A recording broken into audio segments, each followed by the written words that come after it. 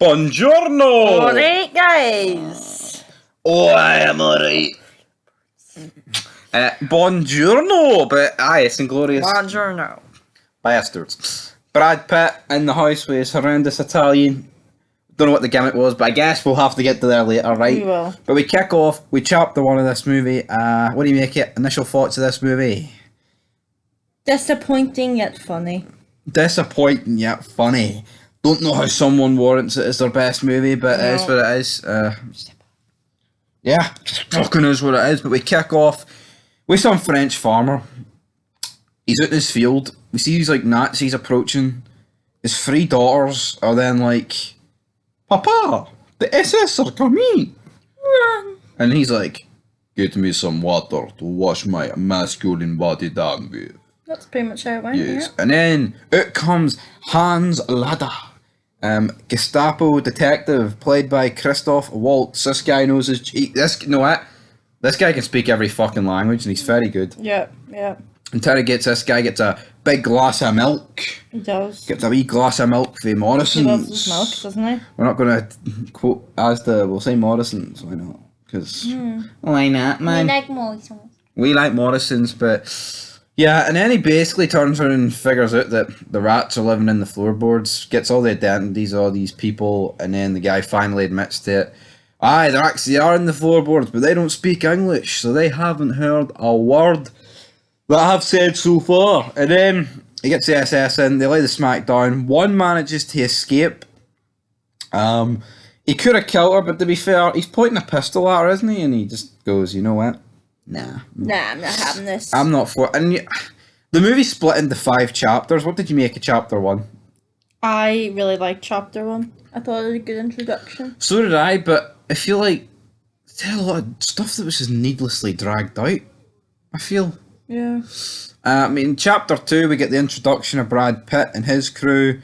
Aldo Roy, most generic sounding American. He would fit in an Embra, wouldn't he? Literally. He would. But yeah, we see them like scalping the Nazis, the Inglourious Basterds. We get the introduction to the Bear Jew.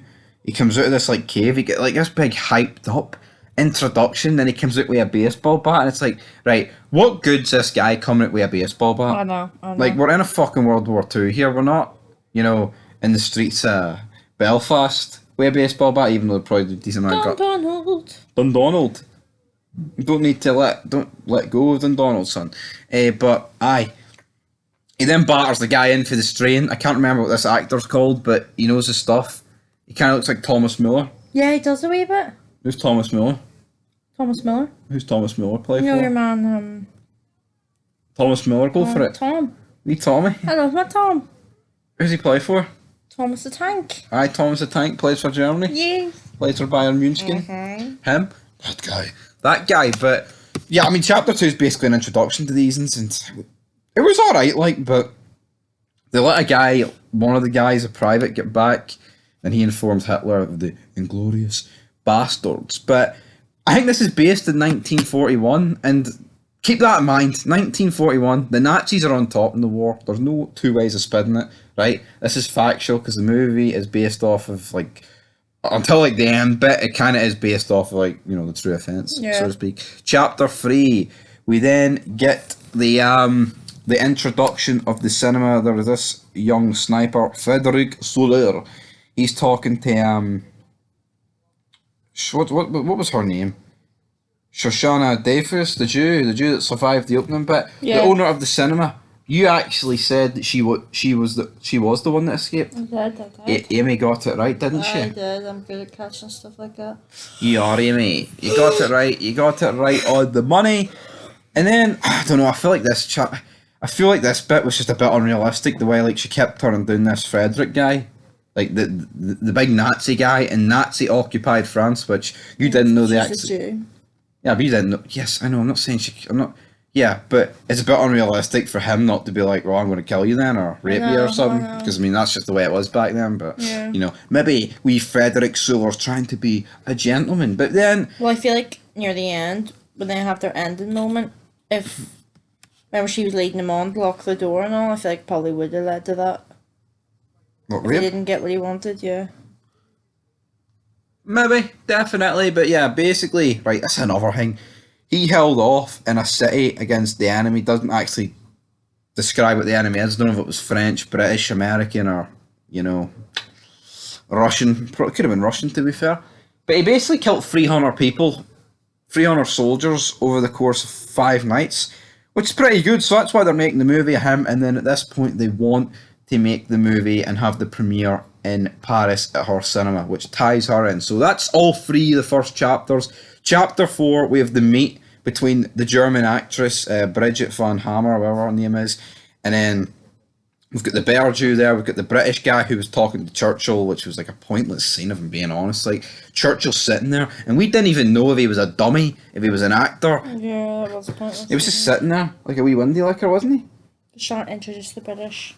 The British, but then they get the scene where they're in the thing, the underground bit, the actress, and then they're all kind of discussing why does she want to meet us in a basement. And then this is what gets me, right? Because then the major guy comes over, he's like, that is a weird accent, my friend, where are you from? And then his name's a pish village in Germany he's from. He's like, oh, that makes sense. And then when he asks for the free drinks, the Scotch whiskey, I like Scotch, but the Scotch don't like me. Oh. Did you like that line? Yes, I did. What does he do? Schnapps.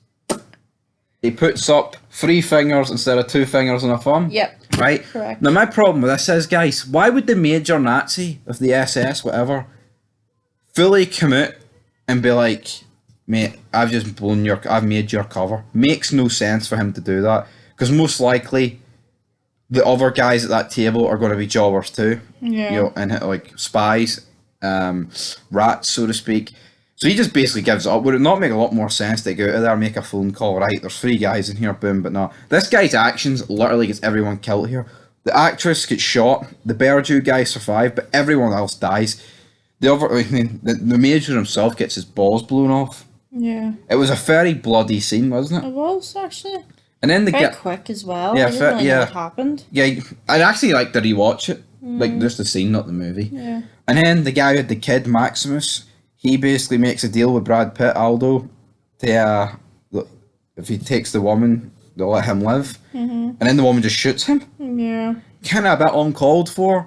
And then this is where they come up with the plan of, like, the rest of the Inglourious Basterds, we're going to pretend to be Italian, get into this movie premiere, but there's only one problem with that. They don't speak Italian. Exactly, but they've also left evidence at the scene that Big Hans Londa has put together. And I'm thinking about, hold on here, Right, if the shoe fits, yep. it fits. Wait, and it's like, why would they leave that behind?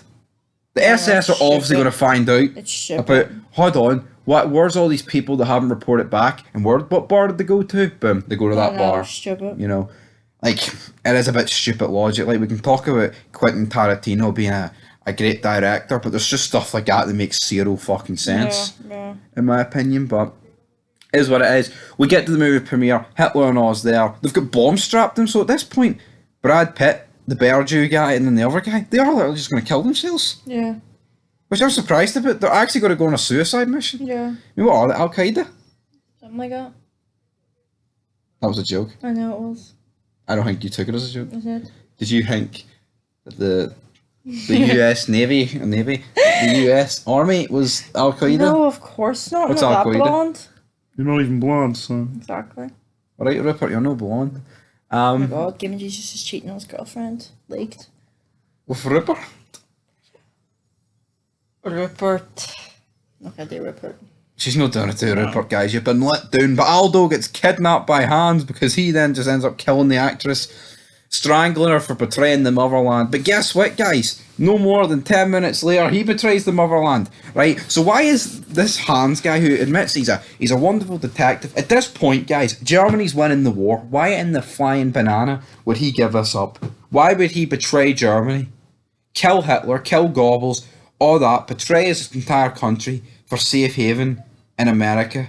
Why would he do that? You wouldn't.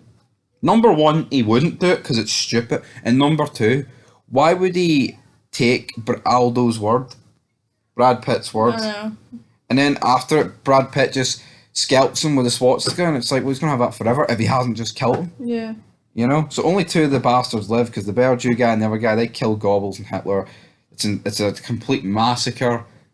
at the cinema. It is like a furnace, but and then it just ends. I feel like Chapter 5 let it down. Really did. Brought this movie down. I feel like Hans Lauder was such a smart guy, he wouldn't do that. No. And what are you rating out of 10?